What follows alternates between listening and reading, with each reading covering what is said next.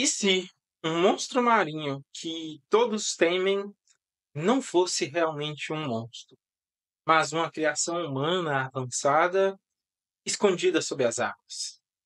Hoje eu quero compartilhar aqui com você a minha experiência lendo este livro aqui, 20.000 Léguas Submarinas, do Júlio Verne. Ah, Dentre os livros do Júlio Verne, foi um dos mais envolventes que eu já li, né? Onde a gente fica imerso não só pela aventura, mas por tudo que está contido no livro em si.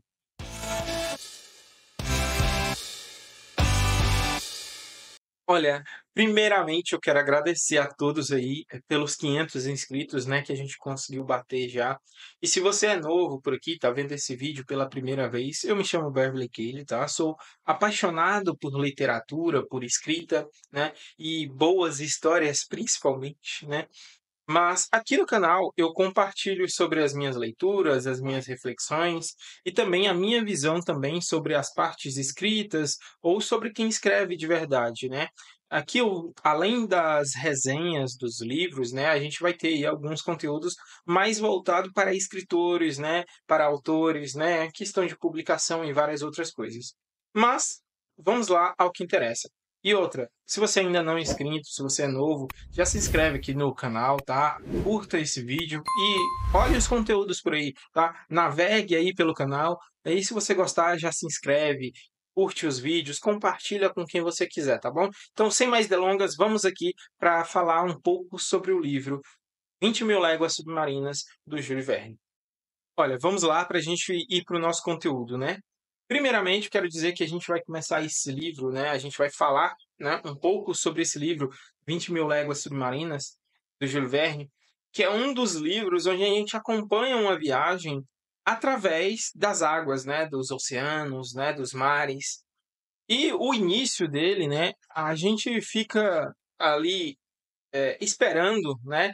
Esse mistério, de certa forma, que Júlio Verne coloca ali, de um monstro marinho, né? Um monstro marinho que destrói barcos, que atrapalha viagens, né? E várias outras coisas.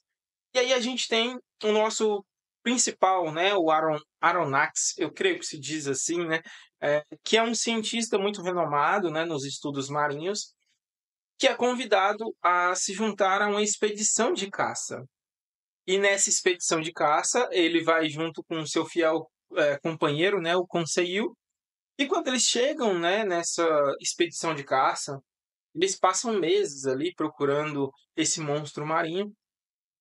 E nessa embarcação dessa expedição de caça, eles conhecem o Ned Land, que é um dos mais bem conceituados arpoadores, né, ou seja, caçadores de baleias, né, que usam arpão. E eles começam a se conectar ali naquele momento, né? Então, nesse momento ali, bem no início do livro, né? Antes da gente começar essa jornada, né? Através de águas submarinas, a gente vê que eles passam meses ali sem encontrar o monstro, né? O que eles determinava como monstro. E o Júlio Verne, né, por incrível que pareça, né, por mais que eu já tenha falado um pouquinho sobre outros livros dele, né, ele consegue nos envolver desde o começo, né, porque ele vai colocando esse mistério, né, essa dúvida desde o início, principalmente nesse livro, né, o que nós podemos esperar? Isso é um monstro? Qual é o tamanho dele? Qual é a forma? Que tipo de monstro ele é? De que categoria? De que classe, né? Tudo isso acaba sendo uma dúvida que a gente vai acompanhando, né? E ficando preso a essas dúvidas desde o início dessa aventura. E com o desenrolar da história, né, a gente vai acompanhando esses mistérios sendo solucionados pouco a pouco, sabe? Então a gente acompanha toda essa jornada. E aí, depois que a gente vê esse começo dessa jornada, né, a gente segue o seguinte aspecto. Primeiro, da descoberta que o tal monstro, na realidade, não é um monstro, mas uma embarcação totalmente futurista que não existia até aquele momento, né? A gente também conhece ali um um capitão muito enigmático, que é quem comanda essa embarcação futurista, que é o Nautilus, que é basicamente um submarino que ele consegue se sustentar sem uma necessidade de carvão e de outras coisas. E toda a sistemática dele parece ter sido tão bem pensada para deixar com que as pessoas vivam submersos, né?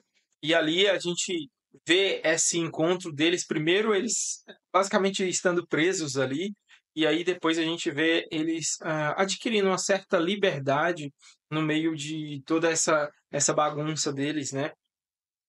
E a gente acompanha essa viagem, né?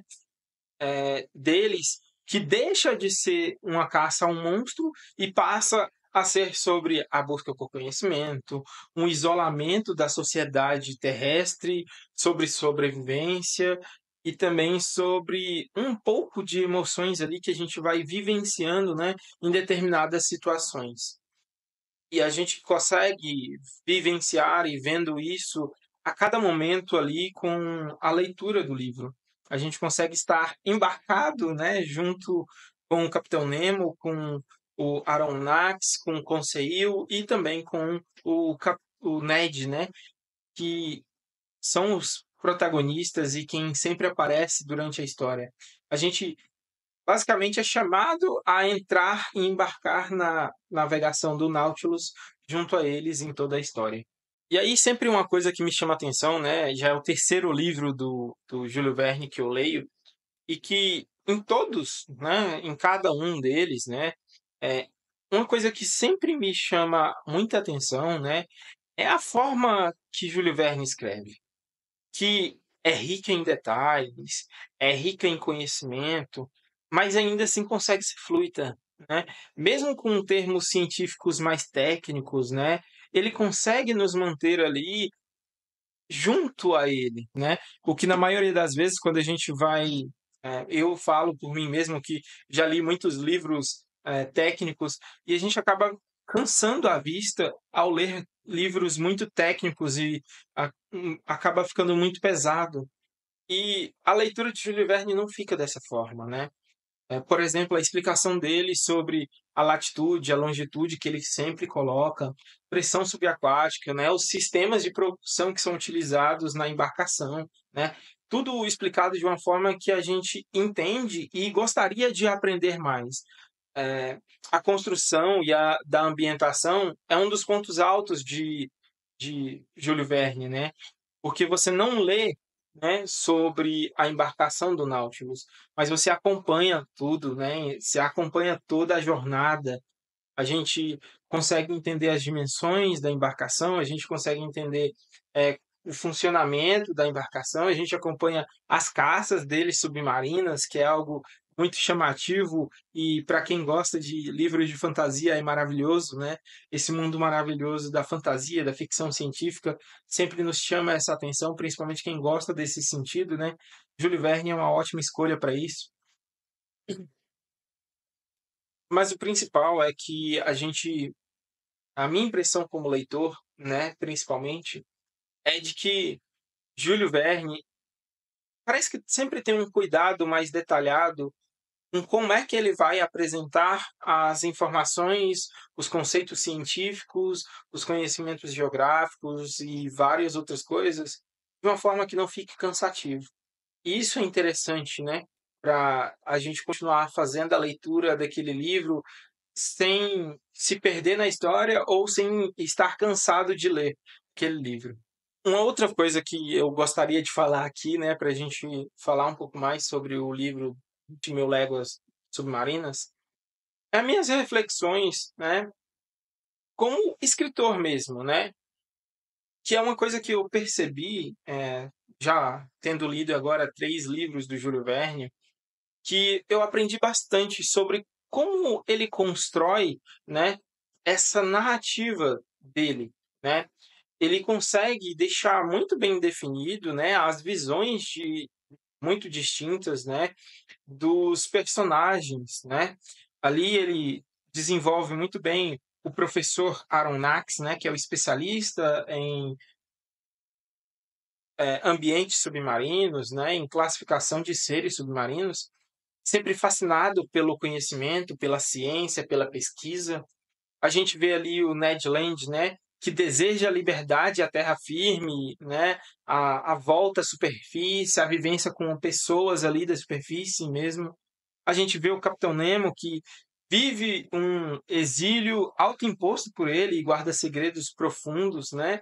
A gente vê ali o Conselho sempre tranquilo e em paz ali, sem ter nenhum um problema e sempre ajudando o professor, que é o seu patrão, né? Então a gente vê tudo isso. Além disso, a gente consegue ver o crescimento desses personagens durante toda a jornada, né?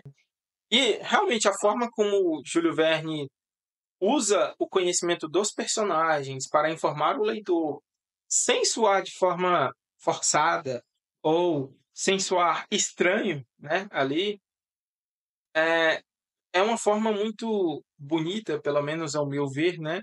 De apresentar isso para o leitor, né?